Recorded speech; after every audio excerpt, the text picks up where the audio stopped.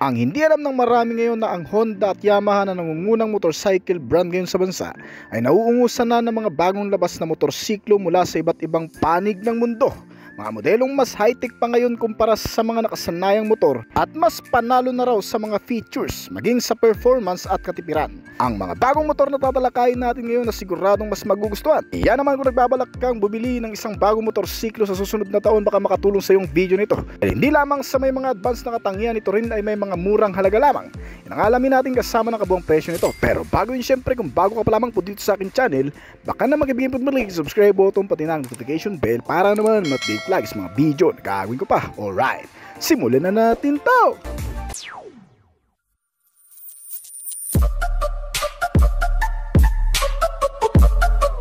Itong buwan lang inilabas ng Euromotor brand ang kanilang pinakamagandang pambatong motorsiklong scooter na magugustuhan mo panigurado sa taong ito.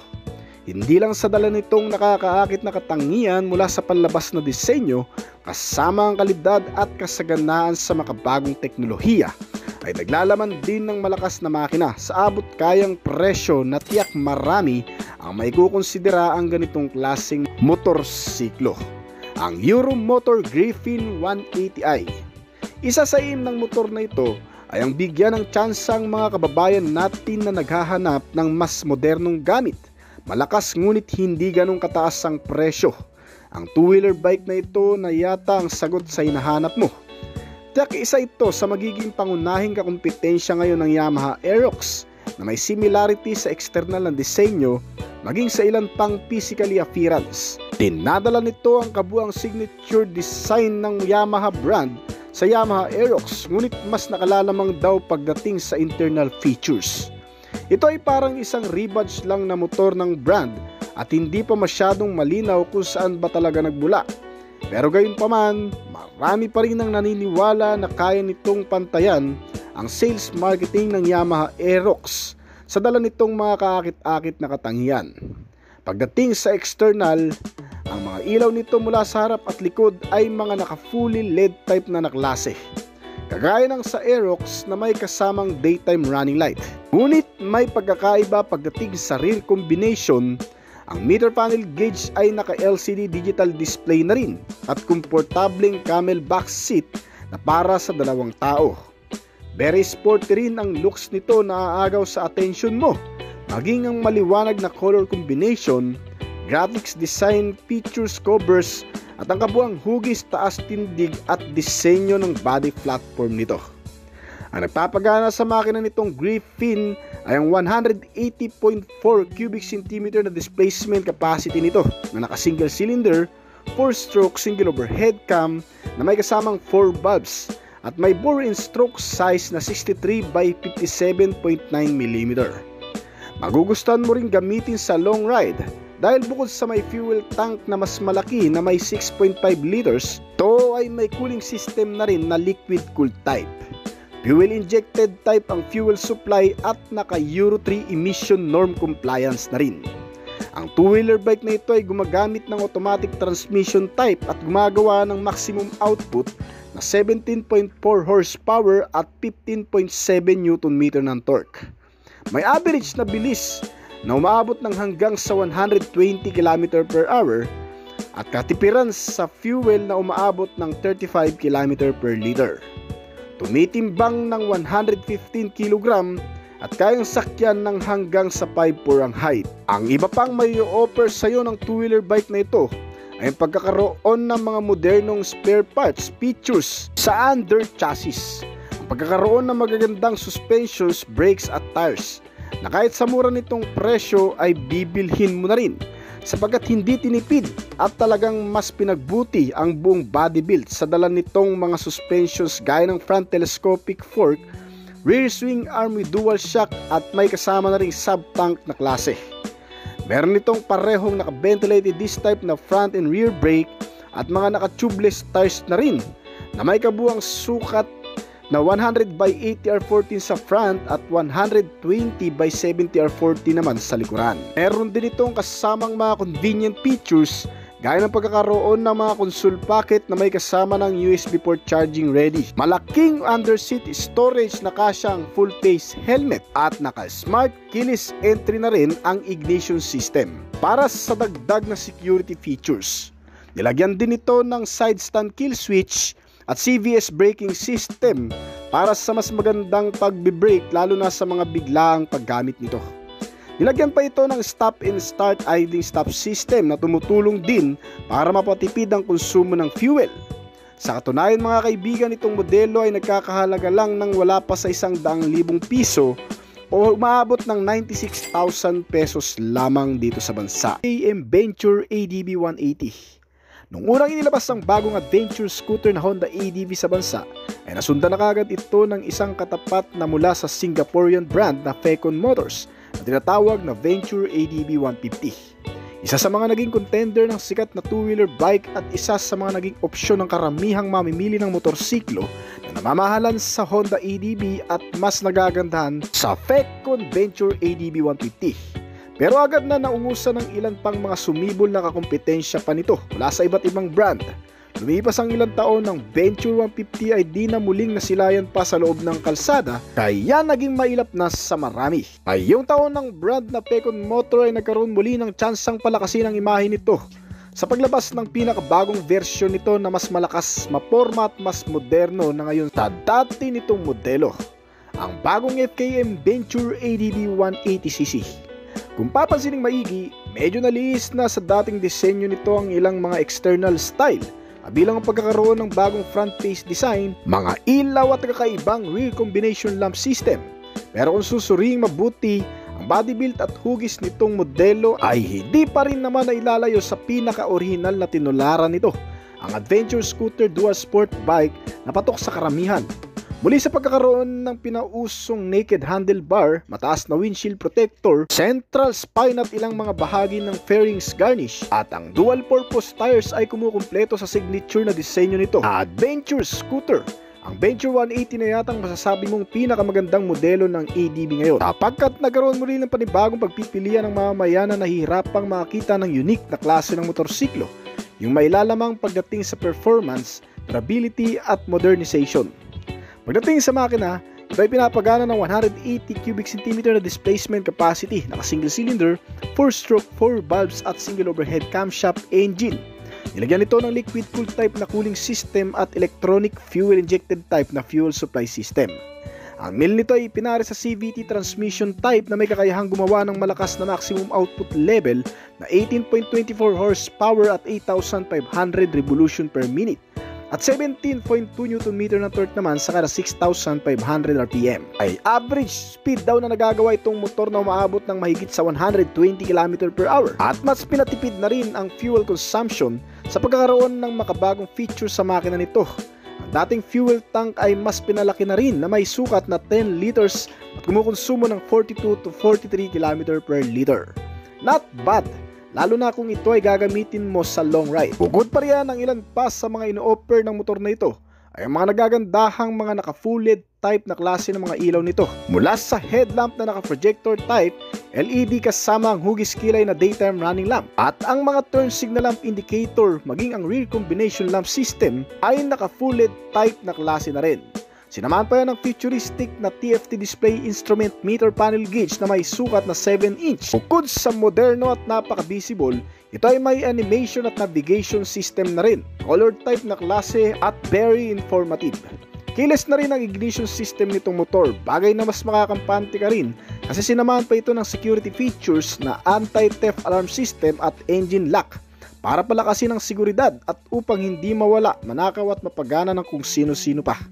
Ilan pa sa mga ino-offer nitong Venture 180 ay ang pagkakaroon ng malawak na underseat storage, mga console packet na may kasamang USB port charging system, mga safety features kabilang ang dual channel ABS sensor para sa brake at isang traction control system naman para sa mga off-road trips condition. Meron itong magagandang klase ng under chassis kabilang ang premium tires na may kasamang spoke type alloy wheel gold rims at CST brand tires na may kabuang sukat na 110/80/14 sa front at 130/70/30 naman sa rear. Sinamahan pa ng parehong naka-disc type na klase ng brake sa harap at likod ventilated at wavy disc type, kaya napaka-reliable. Sumusuporta sa napakagandang bounce at comfort sa pagsakay ang pagkakaroon nito ng front telescopic fork suspension at rear swing arm with dual shock absorber na may kasamang sub-tank sa rear suspension. Ang Fecon Venture ADB 180 ay may wheelbase size na 135.5 cm at ground clearance size na 16 cm. May bigat ito na 137 kg at nagkakahalaga ang kasalukuyang presyo nito ng 168,000 pesos dito sa bansa. Nunguna sa listahan natin ay mula sa Kymco Motorcycle brand, ang Skytown 150. Noong nakarang taon ang isa sa naging break-in ng Kymco Motorcycle Philippines para tangkilikin ng maraming Pilipino naghahanap ng medyo kakaibang mga motorsiklo at scooter na nag-aalangan sa pormahan ng ilang mga Japanese brand. Ngunit nasisiyahan sa makabagong uri ng motorsiklo mula sa kakaibang disenyo at nilalaman, may kalidad na aasahan at may presyo na abot kaya lang. Ang Kymco ay patuloy na ring nakikilala sa iba't ibang bansa sa Asia at sa iba pang lugar dito sa Pilipinas. Itong Taiwanese brand motorcycle manufacturer na nagpakilala sa masa ng kakaibang lasa ng motorsiklo ang may lakas na handang sumabay sa mga Japanese at European brand. Kaya ng Kymco KRB 180 scooter na sumikat sa pagiging malakas at pagkakaroon ng agresibong pormahan nito. Para sa marami ay talagang may unique identity. At ang kalalabas lamang din na Ding R150 ay nagpabilib na rin sa maraming Pilipino sa dalang mga katangian nito.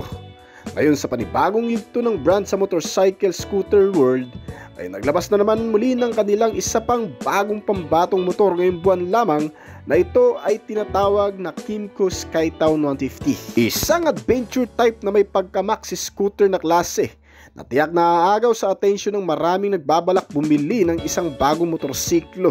Ang kakaibang estilo nito na inilihi sa porma ng karamihan, dala ng malapad na hugis na itsura nito, mas pinataas na windscreen protector at kakaibang disenyong mala big bike na appearance na may dalang ilang mga modern features.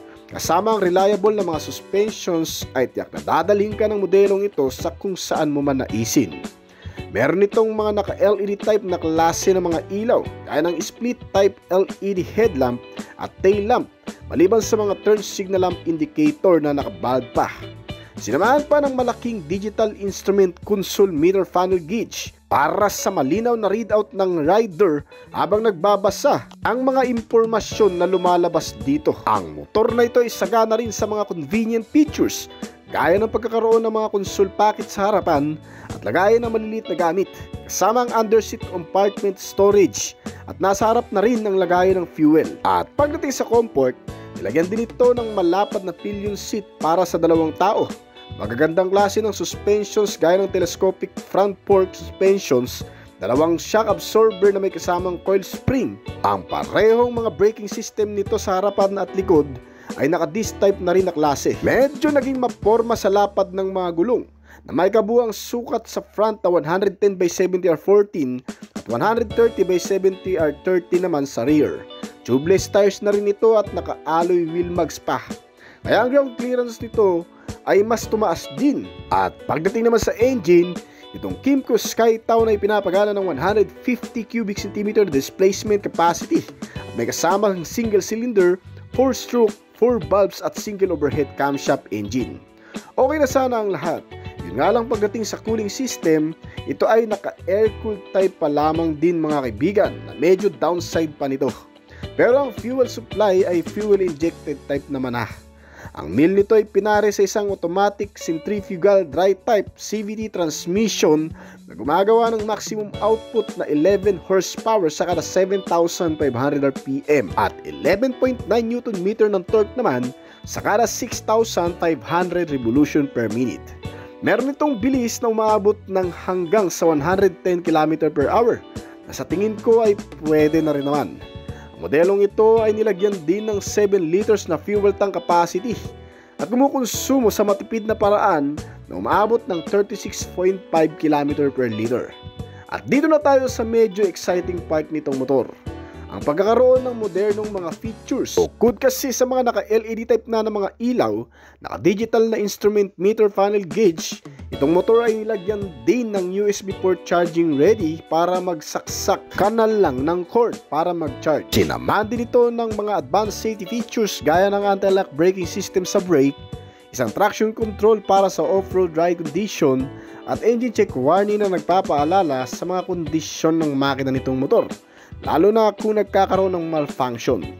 Ang passing light switch at side stand kill switch ay pangkaragdagan din sa safety features nitong motor na kinakailangan din natin lalo na sa panahon ngayon na mas nagiging advanced na tayo sa maraming bagay. Pagdating sa dimension, ang kabuang timbang nitong motor ay umaabot ng 126 kg at meron itong seating height na 77 cm.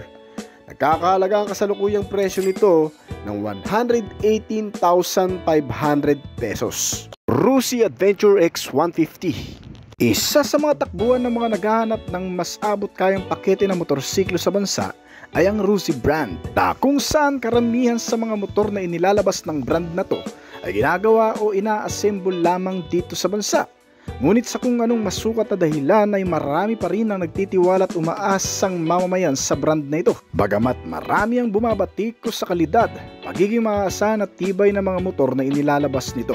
Isa pa rin ang masasabi ng mga talagang nakagamit na ng Rusi brand. Kagaya ko na nakagamit na rin nito ay nasukat na rin kung gaano katibay, katipid ang mga motor na nagmumula dito. Nasa pag-aalaga na lang kasi talaga yan. Well, dyan din naman natin mapapatunayan yan sapagkat ngayong taon, ang Rusi ay naglabas na naman nung nakarang buwan ng isang abot kayang dual sport adventure bike na tinatawag na Adventure X 150 Fi. Ang motor na ito ay entry ng Rusi para sa kanilang segment na dual sport adventure bike scooter dito sa bansa, na pinapangunahan ng Honda ADV at ng iba pang scooter na gaya nito ang kategorya. Well, sa pormahan pa lang talagang makukuha na nito ang kiliti ng karamihan sapagkat mukhang may ibubugad din naman ng isang ito kung titingnan.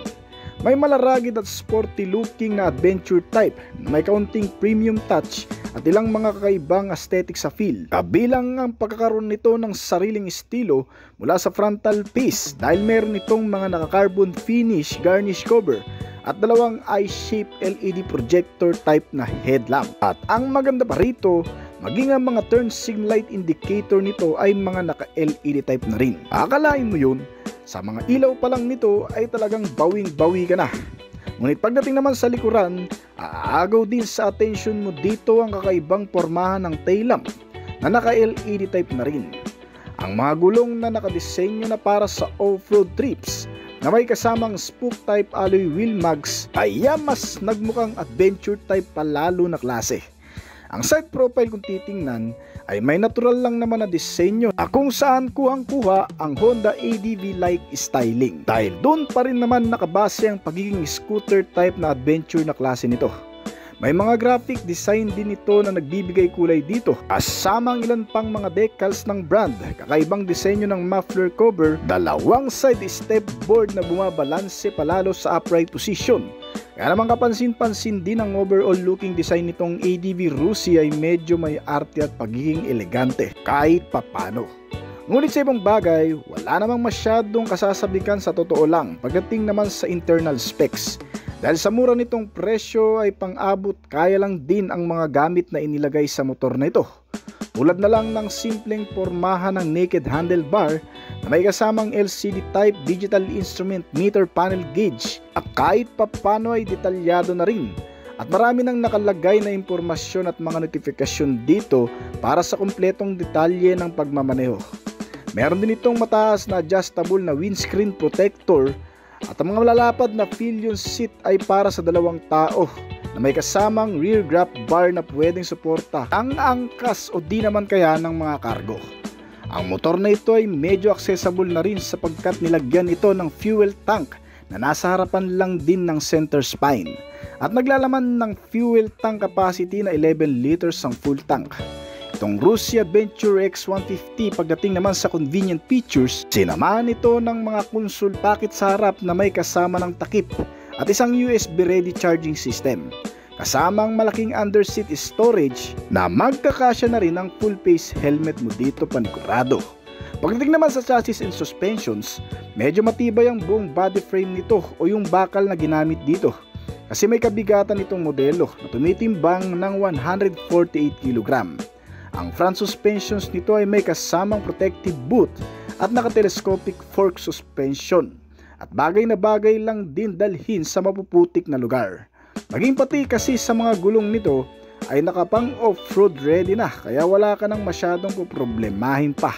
At may kabuuang sukat na 110/80R14 sa front at may 2-piston caliper brake pang kasama na may single disc type na front braking system. Habang ang rear suspension naman ay ginamitan ng dual shock absorber na may kasamang coil spring. Minimal lang ang pagkaragid pero maaasahan na rin sa malulubak. Kasama rin nito ang rear wheel tire na may kabuuang sukat naman na 130/70R13. Naka-tubeless na nga rin pala ang dalawang gulong nito, kaya sulit na sulit talaga. Meron itong kasamang rear brake na may single piston caliper naman at may kasamang malaking disc type na nagbibigay dito ng maayos na pagpipreno, lalo na sa mga emergency braking. At dahil kahit papano ay hindi pa rin pinabayaan ng brand na maliitin itong modelo kahit papano sa napakamurang presyo, ay nagkaroon pa rin ng magandang safety features na combination braking system o CBS. Ang CBS ay nakatutulong din para masuportahan ang maayos na paggamit ng braking system sa pamamagitan ng pag-apply ng dalawang brake sa harap at likod sa oras ng mga pagpapahinto at sa mga emergency braking. Pinapagana lamang ng isang brake lever. Pagdating naman sa makina, itong Rossi Adventure X 150 ay pinapagana ng 149.3 cubic centimeter na displacement capacity. Naka single cylinder, 4-stroke, single overhead cam, 4 valves at naka fuel injected type na fuel supply system. Isang magandang bagay din sa motor na ito ang pagkakaroon ng cooling system na liquid cool type na kahit papano ay hindi tinipid. Kaya kahit sa long ride mula sa city hanggang sa province ay siguradong mapapakinabangan mo ito. Meron itong compression ratio na 9.3:1 at bore and stroke size na 57.3/57.9mm. Ang mill nito ay ipinares sa isang automatic variable transmission type na gumagawa ng maximum output na 14.7 horsepower at 8,000 revolution per minute.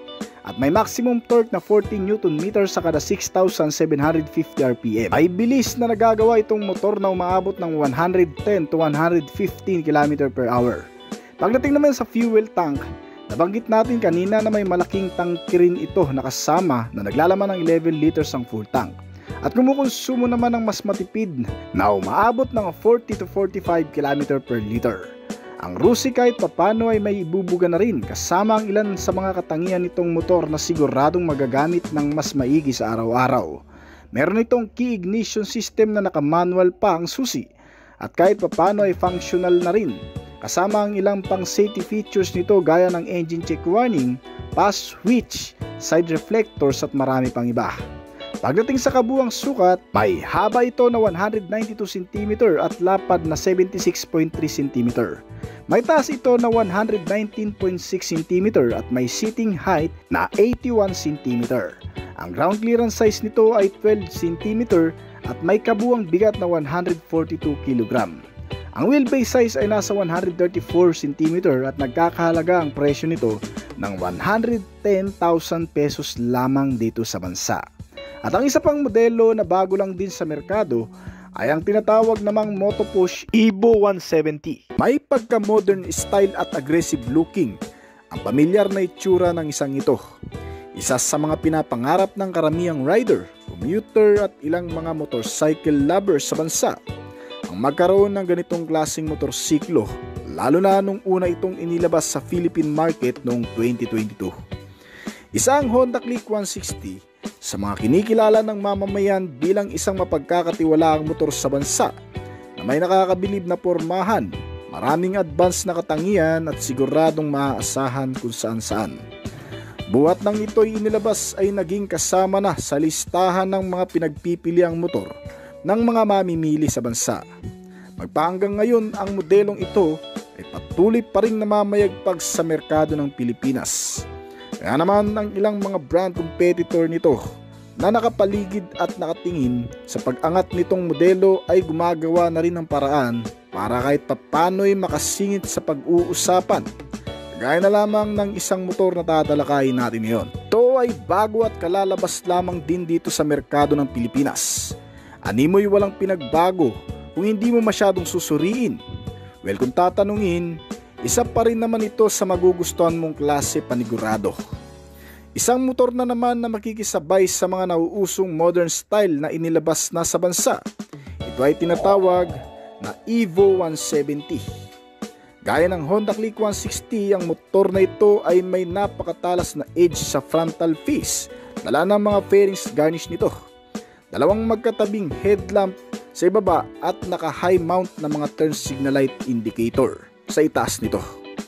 Gaya ng dating unang modelo nito na Evo 150 2021 model na isinunod din naman sa Honda Click 150 ay nakuha pa rin nito ang buong hubog at perpektong pormahan ng mga garnish at fairings na nakapalibot sa buong body ng Honda Click 160 new version ngayon. At hindi lamang yun, maging pati ang ilang mahalagang amenities gaya ng pagiging komportable at convenient nito. Sa pagkakaroon ng napakaraming modernong features ay hindi rin pinalagpas. Meron din itong isang malapad na front footboard gaya ng sa Honda Click 160, mga console pocket sa harap, retractable hook na sabitan at isang malaking underseat storage compartment base para sa ilang mga gamit na pwede mong ilagay dito. Hindi lamang sa pormahan mai-enjoy mo ang bawat nilalaman ng mala Honda Click 160 na motorsiklong ito.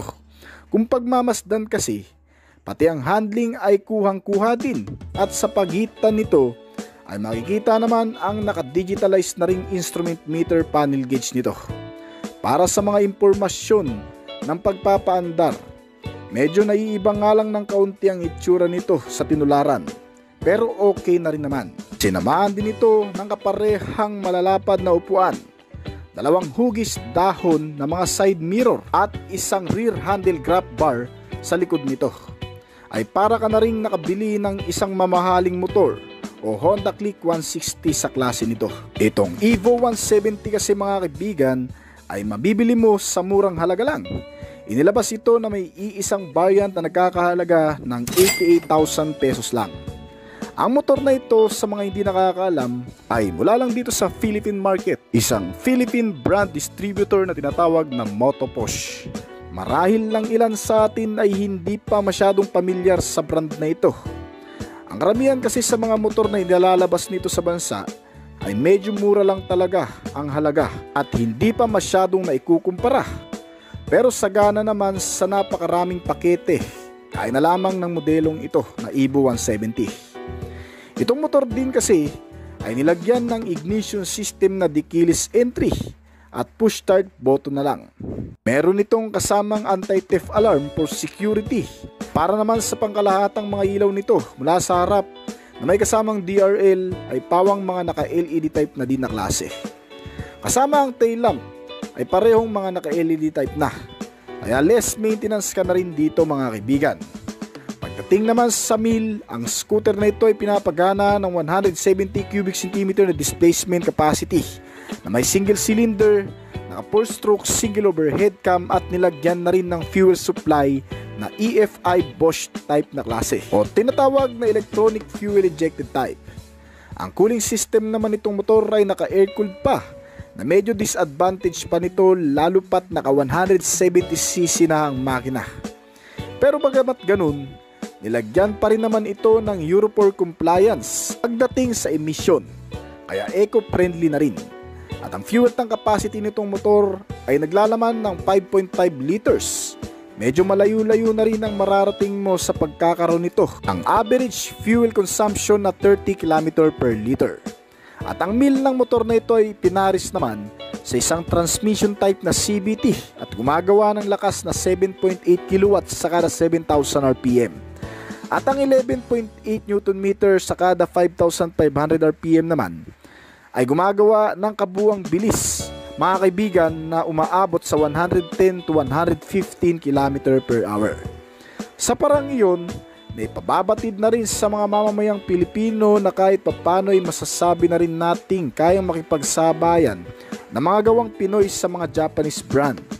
Dahil bukod sa pagkakaroon nito ng maaasahang makina, Sulit na features at masusubukan pa lamang na performance. Nilagyan din kasi itong motor ng magagandang klase ng suspension sa front and rear na naka-telescopic fork sa harap at isang swing arm na may single shock absorber at coil spring naman para sa likuran. Ang bawat gulong nito ay sadyang makakapit na rin. May kabuang sukat naman na 90x80R14 sa front at 100x80R40 naman sa rear. Mas manipis ito kung ikukumpara sa Honda Click 160. Pero pwede mo namang yang i-upgrade sa aftermarket. At sa braking system naman ito, nilagyan ito ng magkapares na braking system na makakapit din. Ang front ay naka-disc type habang naka-drum brake type naman ang rear brake. At ang isa pang bahagi ng features nito, nilagyan na nga rin pala ng USB port socket itong motor na makikita sa kanyang console pocket na para sa charging system ng mga gadget. Para sa kabuuang sukat, ang kabuuang haba nito ay nasa 203 cm habang ang lapad naman nito ay nasa 70 cm. May taas itong motor na 125 cm at ang seating height nito ay umaabot ng 77.5 cm. Natyak kung kayang-kayang itayo ng hanggang sa 5'3" ang height.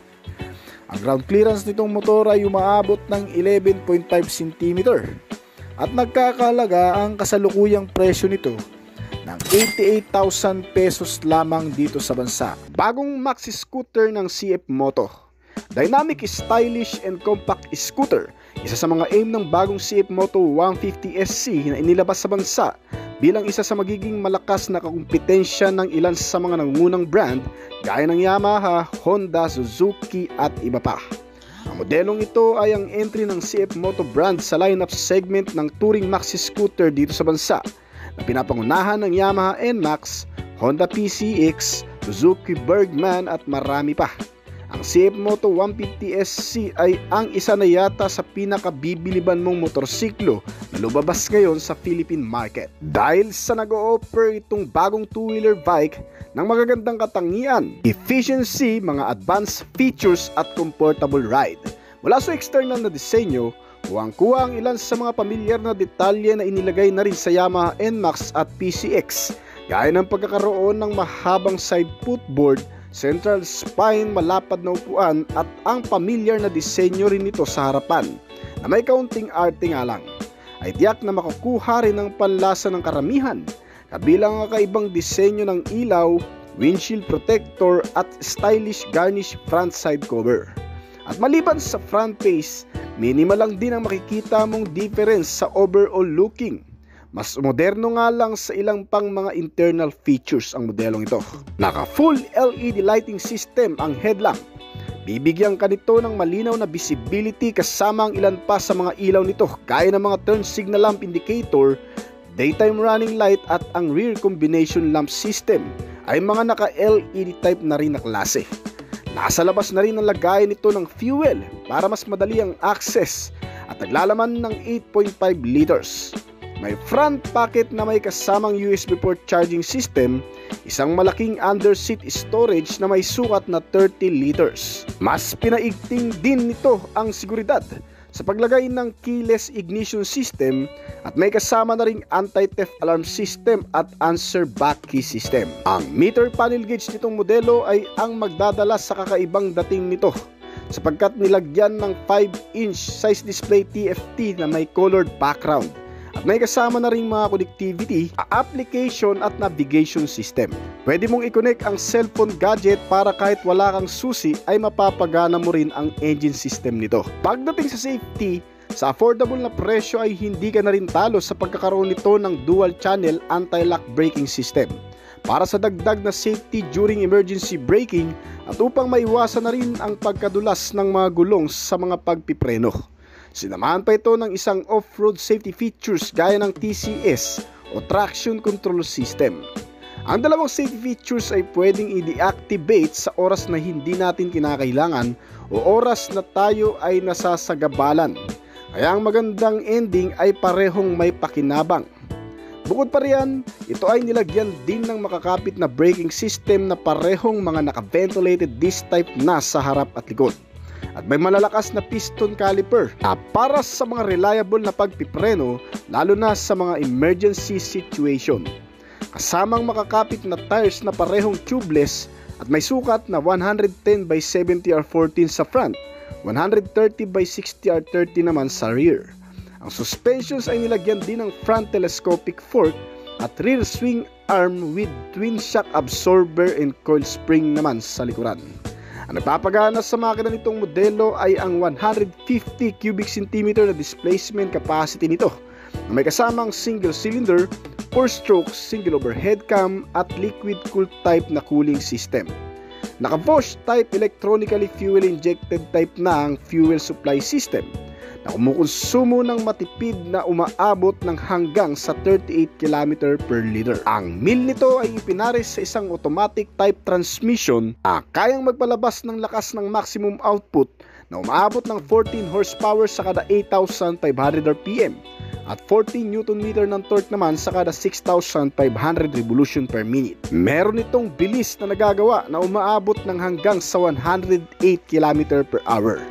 Ang hugis, lapad, estilo maging ang kabuang sukat nito ay hindi nalalayo sa ilang mga modelo gaya ng NMAX at PCX. Itong CF Moto ay from Chinese manufacturer na nagkakahalaga ng 119,800 pesos dito sa bansa.